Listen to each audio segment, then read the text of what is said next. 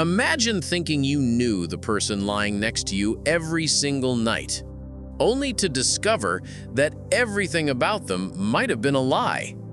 What would you do if you suspected your spouse was hiding something so dark, so dangerous, that the only way to uncover the truth was to let them believe you were dead?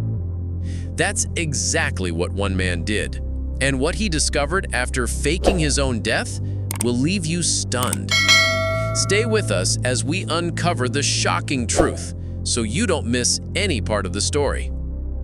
James Turner was not the kind of man who believed in drama.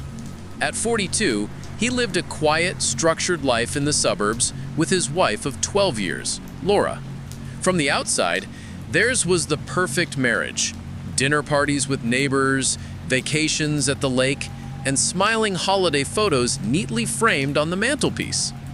But behind that picture-perfect life, James noticed cracks, small at first, but enough to gnaw at him. It began with late-night phone calls. Laura would excuse herself, whispering in the hallway, her voice low and urgent. Then came the secretive texts she quickly deleted. And the biggest red flag? The money missing from their joint account, always in small amounts, but adding up to thousands. When James confronted her, Laura laughed it off, brushing his concerns away with practiced ease. "It's just bills, James. You're worrying too much." But his gut told him otherwise. And James was a man who trusted his instincts. The breaking point came one evening when James returned home early from a business trip. He found Laura in the kitchen, startled, quickly hiding something in a drawer. When she left for the store moments later, he checked. Inside was a prepaid phone, one he had never seen before. That night, James couldn't sleep. Who was his wife talking to? Where was their money going? And most of all, what was she planning? The next morning, James made a decision that would change everything. He would fake his own death. Not for revenge, not for attention, but to force Laura to reveal the truth when she believed he was gone. The plan was risky, but James had an advantage. He worked as a contractor for a logistics company, often on remote assignments near waterways and rail yards. It gave him the perfect cover. On a Friday evening, James staged a car accident. He left his vehicle near a cliffside road, tire marks leading towards the edge. His phone was smashed against the rocks below, and his wallet, intentionally left inside the car, completed the illusion.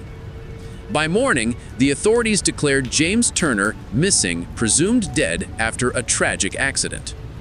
Laura's reaction at the memorial service should have comforted him, but, hidden from view, James watched her carefully, disguised among mourners.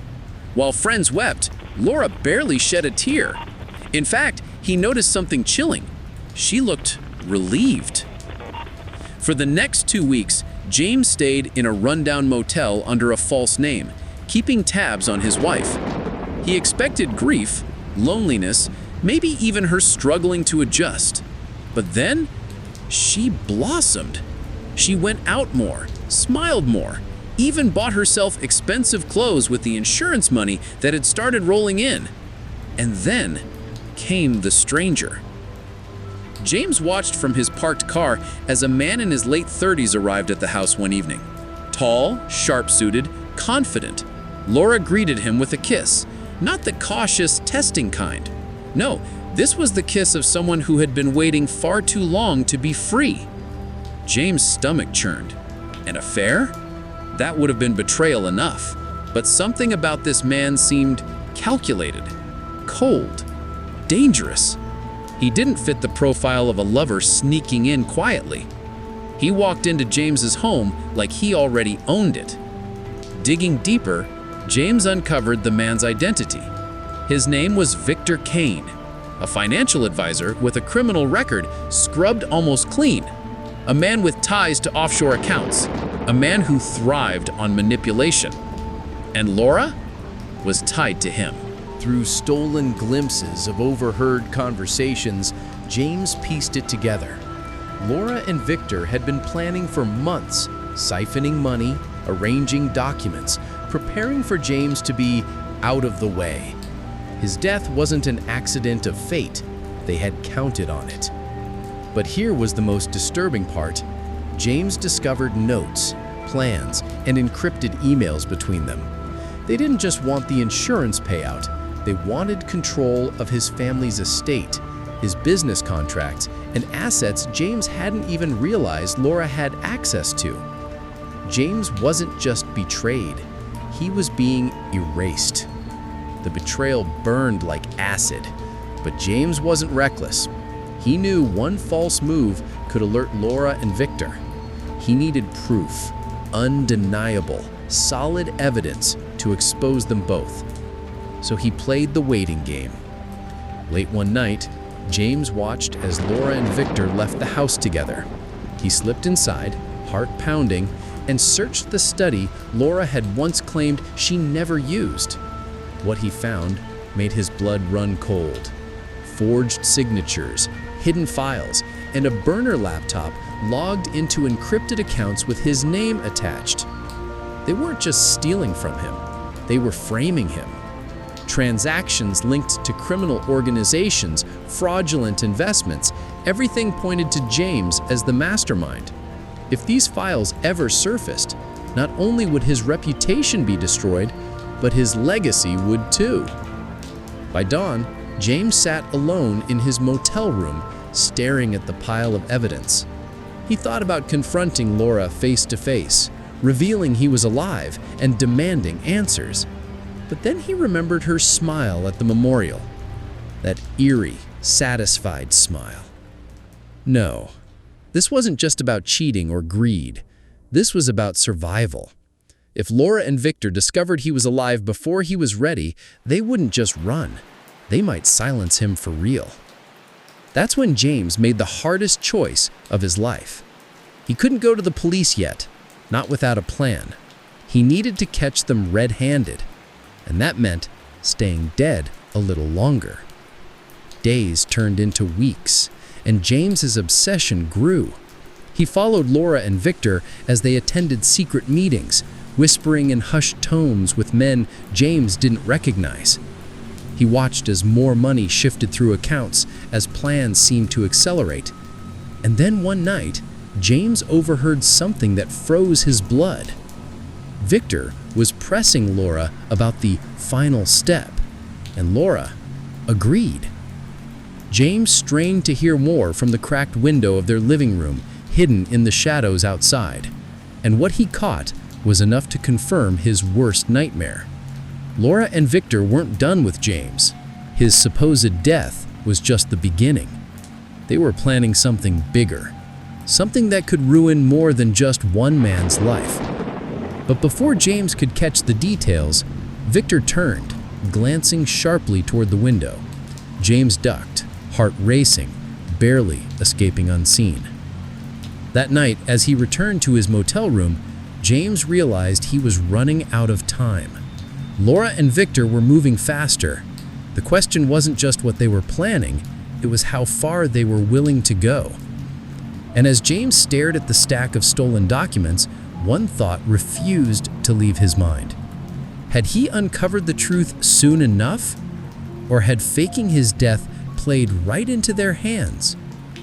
James sat in the dark of his motel room, the weight of what he had overheard pressing down on him. Laura and Victor weren't done. Whatever the final step was, it was big and dangerous. For weeks, James had been hiding, stalking his own home like a ghost. But the clock was ticking. His fake death had given Laura and Victor freedom, and now they were planning something that could destroy more than just his life. He knew one thing for certain. If he didn't act soon, he might not live long enough to bring them down. The next morning, James took a calculated risk. He reached out to Detective Howard Briggs, an old acquaintance from years back. Briggs had always been skeptical of James's straight-laced image, but he was also sharp, loyal, and most importantly, trusted no one easily. When Briggs met James in a deserted parking lot, his eyes widened. "You're supposed to be dead." James explained everything: the missing money, Victor, the forged documents, The overheard conversation. Briggs listened in silence, cigarette smoke curling into the cold air. Finally, he said, "If what you're saying is true, this isn't just about your wife. This smells bigger. Organized crime. Fraud rings. You've walked into something deep." James slid the evidence he had gathered across the car hood. "I need your help to bring him down. But until we're ready, I stay dead.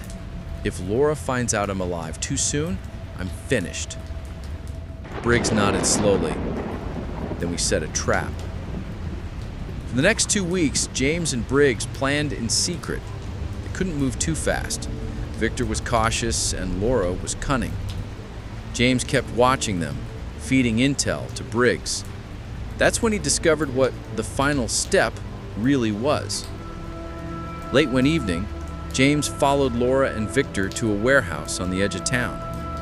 Through a broken window, he saw them meeting with men who looked far more dangerous than white-collar criminals.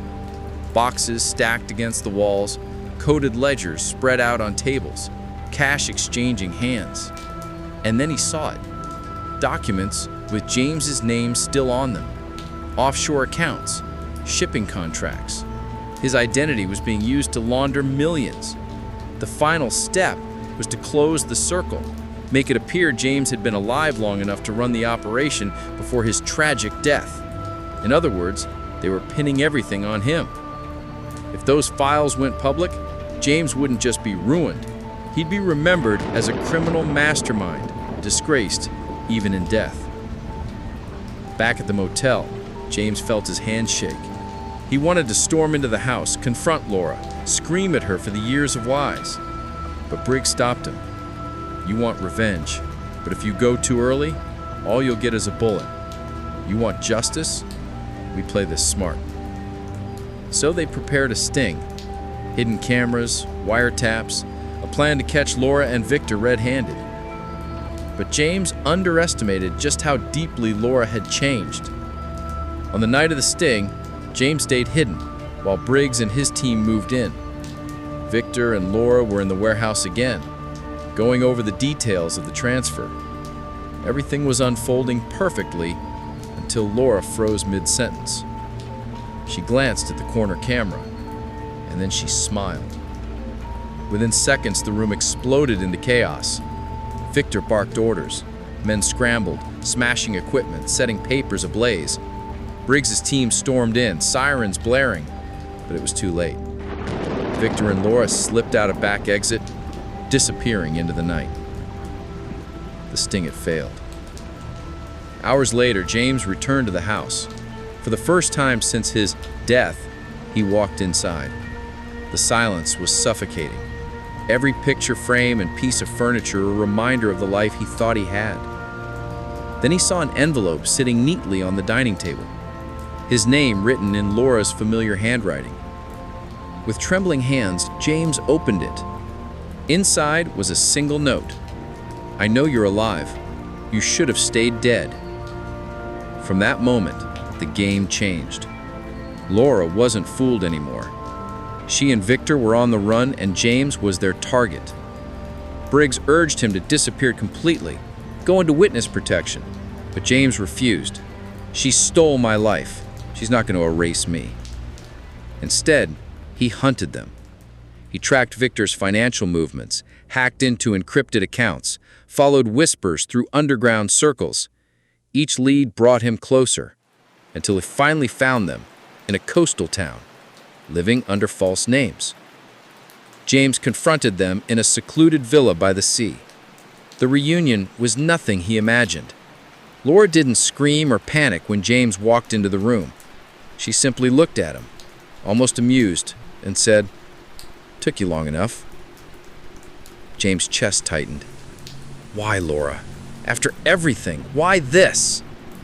Her eyes were cold, unrecognizable. "You were weak, James. Predictable. I was tired of living small, tired of pretending. Victor offered me something you never could. Freedom. Power." Victor smirked, stepping forward. "And now you've ruined it. Shame, really. You should have stayed dead." The air was heavy with tension. James had no weapon, no backup, only his voice. "You think you've won? The police are already watching. Every word you say right now is being recorded." For the first time, Victor's smirk faltered. Laura's eyes narrowed. And in that hesitation, Briggs's team burst through the doors. The takedown was brutal but swift. Victor lunged for a hidden gun, but Briggs's men pinned him before he could fire. Laura fought, screaming, clawing, but it was no use. As the handcuffs clicked shut around her wrists, Laura's eyes locked on James's, not with fear, not even with regret, but with hatred so deep it chilled him to the bone. "You'll regret this," she hissed. James didn't answer. For the first time in months, he felt free. The trials that followed gripped the nation. Headlines screamed, "Wife and accomplice exposed in million-dollar fraud after husband's fake death." The evidence James and Briggs had collected was undeniable. Victor received decades in prison. Laura, his wife of 12 years, the woman he once trusted with his soul, was sentenced to life without parole. And James? He walked free, but not untouched. Because when the dust settled, when the cameras faded, and when the reporters stopped calling, he was left with a silence he couldn't escape. He had exposed the truth, yes, but he had also lost everything. His marriage, his peace, even his belief in love. Sometimes, James thought, the worst betrayals don't just break you, they hollow you out. And yet, he survived. James Turner became the man who faked his own death and uncovered a conspiracy bigger than anyone imagined. His story was retold in newspapers, documentaries, and whispered conversations. But behind the headlines, he was just a man who learned the hardest lesson of all. Sometimes the person you share your life with is the one holding the knife. And that's where our story ends, for now. James may have uncovered the shocking truth, but the scars of betrayal never truly fade. What do you think? Did James go too far by faking his own death? Or was it the only way to reveal the darkness lurking in his own home? Let me know your thoughts in the comments below. And if you want more unbelievable true stories like this one, don't forget to hit that like button, subscribe to the channel, and turn on notifications, because the next story might just be even more shocking. Until then, stay curious and stay safe.